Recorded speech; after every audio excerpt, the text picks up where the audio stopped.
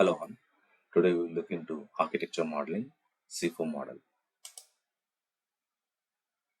In construction industry, to visually communicate the architecture of a building, you will be presented with site plans, floor plans, elevation views, cross-section views, electricity view, and detailed drawings. But if you see in software industry, in contrast, if you ask a software developer to communicate the software architecture of a software system using diagrams, and you will likely get a confused mess of boxes and lines, inconsistent notation, color coding, shapes, line styles, etc., all in ambiguous fashion, unlabeled relationships, generic technology, terminology, missing technology choices, mixed abstractions, etc. So to address this, we will work on C4 model to get a better architecture in software industry. So why and what is C4 model? The C4 model was created as a way to help software development teams describe and communicate software architecture both during upfront design sessions and when retrospectively documenting an existing code base, that is through reverse engineering. It's a way to create maps of your code at various levels of detail. In the same way, you would use something like Google Maps to zoom in and zoom out of an area you are interested in. So basically, C4 will allow you to zoom in and zoom out of the architecture detail. Architecture maturity model. So, architecture maturity model starts with initial, where there is no architecture at all, and ad hoc architecture diagrams with ad hoc abstractions. It's a general purpose, but it is not defined abstractions. And defined architecture diagrams with defined abstractions, but is again a general purpose. Then comes modeled architecture diagrams with defined abstractions in a modeling tool authored manually. And then comes the optimizing architecture diagrams with defined abstractions in a modeling tool shared between teams for optimizing the models. They become answers for the queries in architecture for any question that may come up, and they can be automatically generated from source code, deployment diagrams, environment, and logs, etc. So C4 model starts from defined. So it evolves from defined to modeled to optimizing. It is optimizing, not optimizing, because it's a continuous process.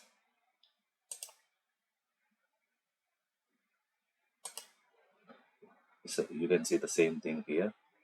Level 1 is initial, where there is no architecture at all. In ad hoc, there is architecture with ad hoc abstractions, notations. It's a general purpose diagramming tool. And then comes with level 3, which is defined, where we have some architecture diagrams with defined abstractions in a general purpose diagram tool as well. But abstractions are defined here.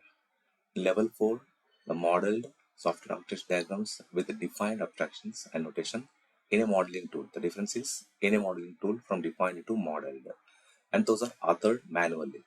But whereas optimizing model elements that are created already till here, this point of model, are shared between teams for optimization across the organization. And models are used as queryable datasets. It can answer the questions in the architecture. And the difference here in modeled and optimizing is another thing where you can automatically generate the model elements from your source code, deployment diagrams or environment diagrams, and then logs, etc.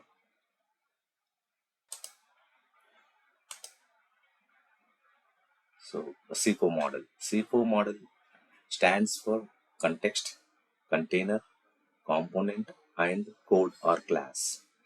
Context is the system that we are going to develop, and every system has containers in it, and each container will have some components in it, and every component will have code base attached to it. So we'll see that in this diagram. So this is the software system which we are going to develop.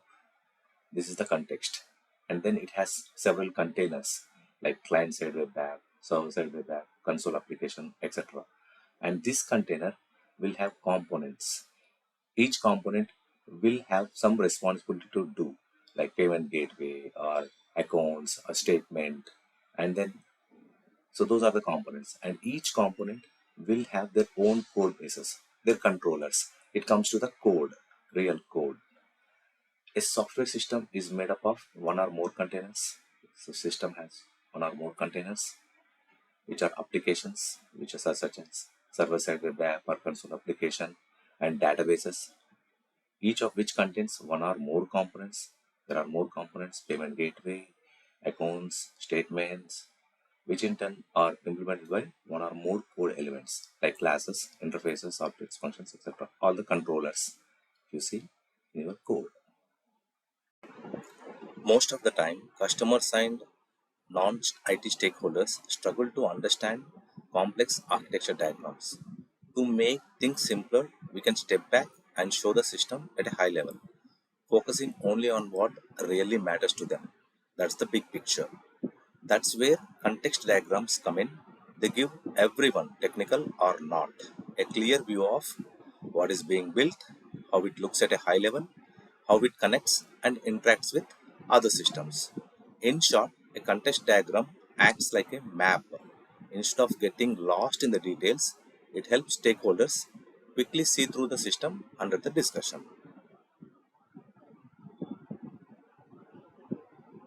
What does a context diagram contain? System in scope, actors, external systems, and relationships. So, what is system in scope? Software system is something a single software development team is building or owns, has responsibility for, and can see the internal implementation details of it. A system in scope can be termed as application, product, or service. Any a single software development item.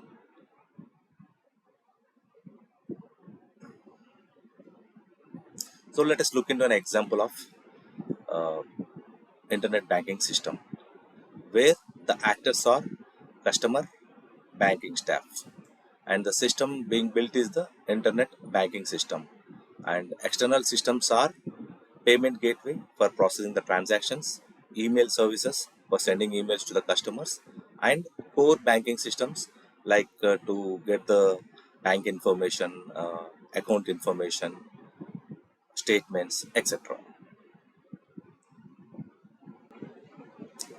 The customer, when he logs into the system, they check for a balance or transfer money or pay bills. So that is what the interactions would be.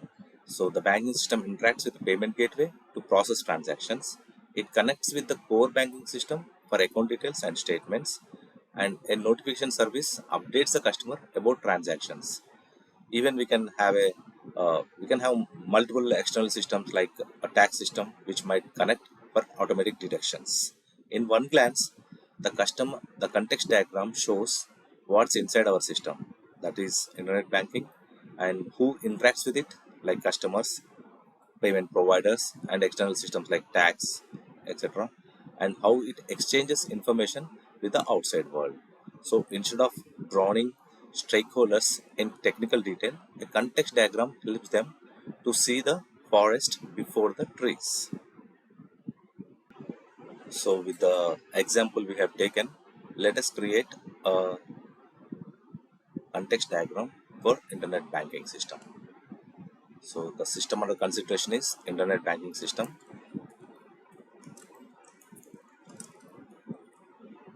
We will represent this with background color blue, and then who are going to interact with this system, they are actors.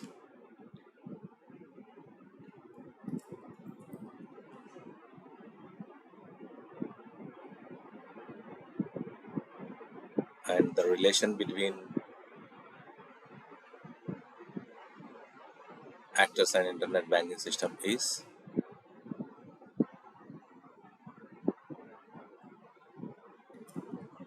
getting account info or statement, etc.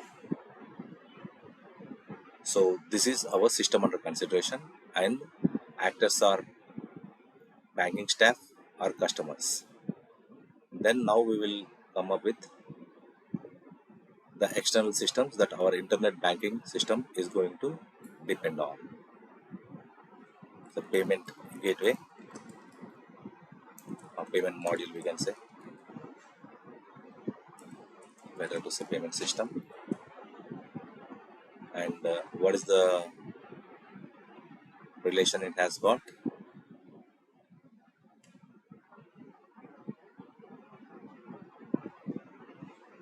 Process, transactions, and the other system, external system, is core banking system.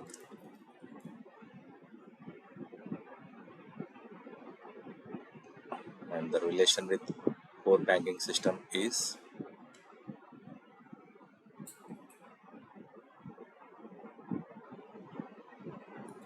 to get customer info like balance, statement, etc. And the other external system that we thought of is email service, and the relation would be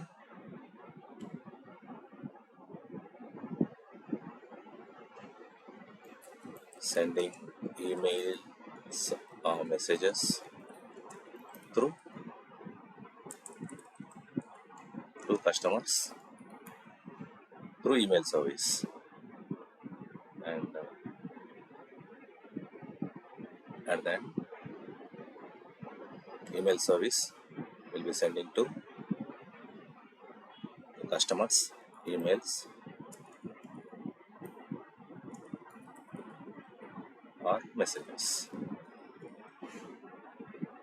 Hope this is clear. Container diagrams. C4 model level 2 is the container diagram. We have seen how context diagram work. We identify the actors, we identify all the external systems that are useful, and then the internal system or the system in scope that we are going to build. So context diagram revolves around these factors. While coming to container diagrams show the high level shape of the software architecture and how responsibilities are distributed across it. It also shows the major technology choices and how the containers communicate with one another. It is a simple, high-level technology-focused diagram that is useful for software developers and support or operation staffs alike. So the focus will be more on the system in scope and how the items inside the container diagram will be communicating with each other, and those items are called containers. So container diagrams talks about this particular piece, which is system in scope, and all the containers identified inside the system and how they communicate with each other is what we are going to discuss in the container diagrams. So like we discussed, container diagram zooms into the system in scope and how the containers communicate each other. Containers are part of the system. Okay, some of the examples that may be considered as containers are client-side desktop application. Examples of client-side desktop applications are like Windows desktop application written using WPF, and OS X desktop application written using Objective-C, a cross-platform desktop application written using JavaFX, etc. So anything which is related to such kind of development are considered as client-side desktop application. Each application may have different kinds of needs, and according to those needs, containers are identified. It is not necessary that all the systems that are being developed will have all these containers. It may have one or more of these containers. Okay, so that is client-side desktop application and client-side web application. a JavaScript application running in a web browser using Angular, jQuery, React, etc. And then server-side web applications, a Java WE web application running on Tomcat, an ASP.NET MVC application running on Microsoft IIS, etc. So all those server-side web applications where APIs are exposed and used by the client-side web applications. And then we have containers like server-side console application, a standalone application, a batch process, etc. All those will be part of the server-side console application. And a mobile application, an Apple iOS app, an Android app, a Microsoft Windows Phone app, etc. All those will be part of mobile application. For example, in internet banking system, we do have a client-side web application which will be interacting with client-side web application, and also we will have a mobile application where it will be user-friendly and easy to use for the customers. So for internet banking system, yes, these can be considered like client-side web application, server-side web application, mobile application, and then serverless functions. Serverless functions are like Lambdas, which runs all alone, and then content store. Content store is like a blob store or a content store which will be useful to save the static content where we don't need to go to server to fetch those. So it will improve the performance of the application.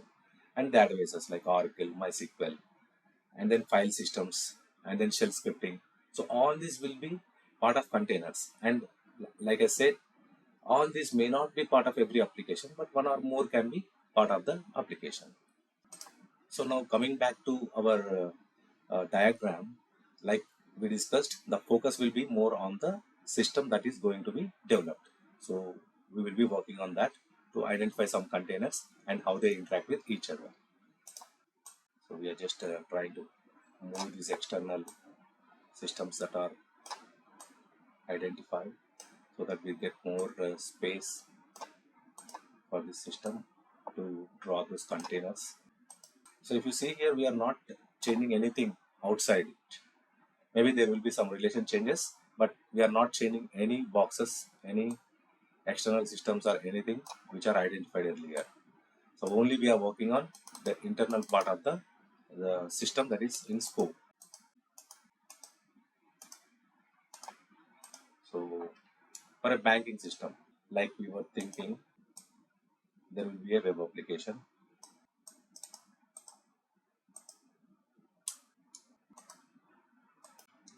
Web application, and then we may have a static store where we don't need to reach backend, and then we'll have a server side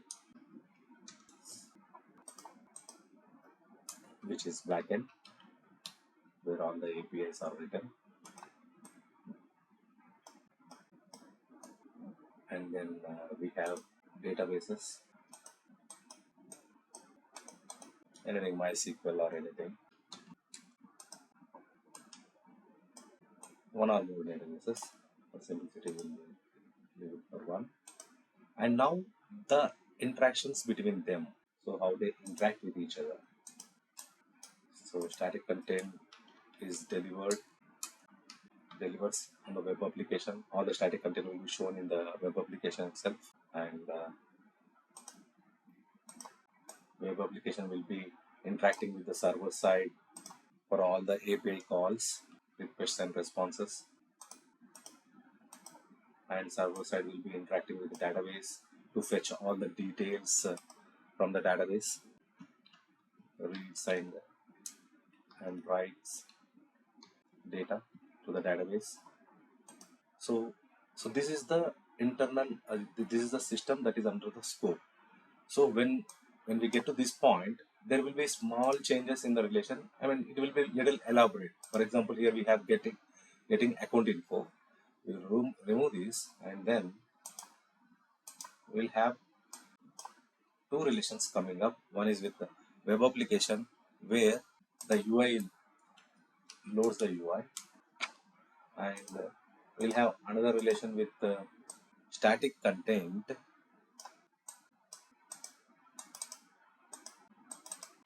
loads UI and also addresses dynamic queries.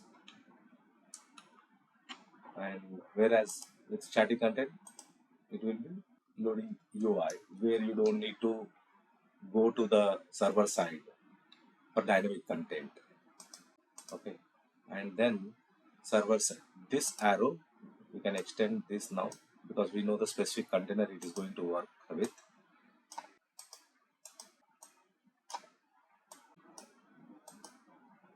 This and then move on. So now backend will be taking the in charge of sending the messages and emails to our service, and service will, this relation doesn't change. Email service will be sending the details to actors, so that doesn't change. So if you see here again, once again, relations change a little bit because we are getting more granular relations here.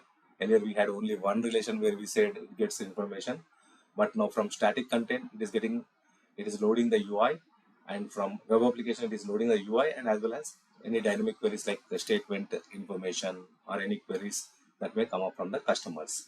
And if you see the interaction inside, web application looks for the static content to be loaded into it, and again it depends on the server side or backend application to get the requests and responses, which server side will be helping in reading and writing data from database and then serving it to the web application. And this relation is directly now mapped to the server side, because server side our backend application will be responsible for sending all those emails or messages or alerts, notification to the email service, and email service as usual will be sending it to the actors. And if you said this is about the container diagram, hope it is clear. Component diagram. For example, if you take a gated community, we can consider it as a system. The system itself is the community where apartments are there, group of apartments, and then the users who are going to live in there are the actors, and then the surrounding system like drainage or power, electricity, etc., can be considered as the external sources. And each individual apartment can be considered as a container. And in each individual apartment, you will have number of flats, and each flat will have its own dimension, and these can be considered as a component. So components are the individual flats, the flats inside the apartment, individual apartment. Now let us go back to our original diagram for component diagram. So if we consider this blue box as our system that needs to be developed, this is the actors, these are the external services we have identified. So that becomes the context diagram. If we zoom into this system, that is the controllers, web application, static content, server side or backend application, and database, then these are the controllers. Now if we zoom into any of the controller, like I zoomed into server side here, so inside this controller we identify the components, and it is same with the web application or static content, or if there are any controllers that are identified. So zooming into one of the controller will give you the components. So if you see here in server side, we have identified some components. We have identified some of the components. Those components are sign-in component, account information component, security component, statement component, and core banking adapter. And in the same way, like we have changed some of the relations which became more elaborate, here again the relations become little more elaborate. So if you see here, the web application had only one relation with server side backend, that is requesting and getting the response. Now it has become more detailed. Web application will now connect with statement component to get the statement information, and it will connect with the sign-in component to sign in, and it will connect with the account information component to get the account information. All the components, sign-in component, account info component, statement component, will connect with the security component to verify the authentication of the actor using this web application, which is very important. And then we have one core banking adapter as well, where this will be talking to the core banking system, the external system. So that's how the components are designed and their relations are depicted here, and the relation with the other external systems are also depicted in this way. Hope this is clear. Diagrams. In continuation to our discussion from component diagram, code or class diagrams are where we zoom into a component and identify classes within. If you see the example from real world, where we thought a gated community, apartment community as a system, a standalone apartment building as a container, an individual flat as a component. Now, if we zoom and look into the component, we see bedrooms, kitchen, corridor, hallway, main compartment, or living hall, right? Each of them we can consider as a class or code inside a component. Now let us see our diagram on internet banking system. We saw this diagram when we did context diagram, container diagram, and component diagram. So actors, external services like email service, core banking system, and payment system, and then the system that needs to be developed. This is a context diagram.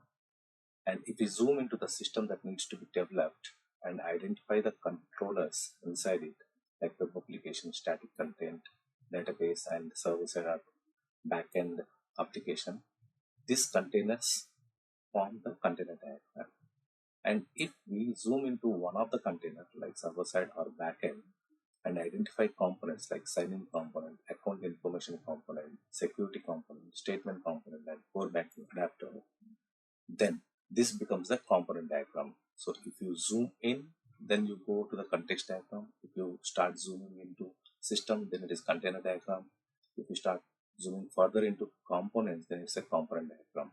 Now we will take account information component and we will zoom into it and identify the classes inside it. This diagram represents the code or level 4 view, showing classes and how they interact with each other. If you see, we zoomed into our account information component and we identified some of the classes. There may be many other classes too, but some of the classes we have identified, like account controller and a savings account, and then a current account, both of them depending on the parent account controller.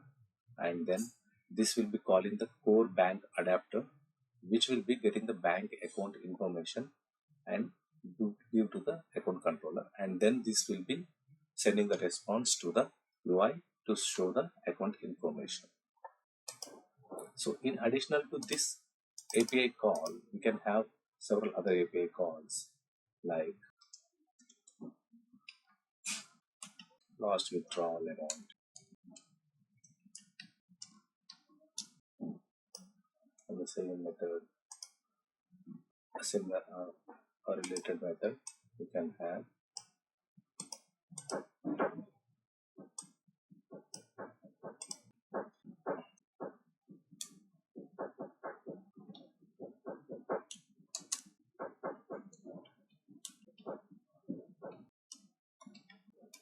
So this way we can add the methods inside each class as it grows.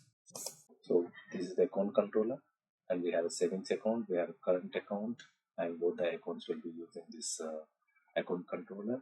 And then account controller will call the core banking adapter. Core banking adapter in turn gets the details from the core banking system, and it will give back to the controller, and this controller will show it in the UI. It will send it to the UI, and UI will be displayed where you can see the account information or last withdrawal amount or any other method calls that are required. If you have reached to this position of the video, that means you found some use of it. So please hit the like button, share it with your friends who want to learn it, give your feedback as a comment, and don't forget to subscribe my channel. Thank you for watching.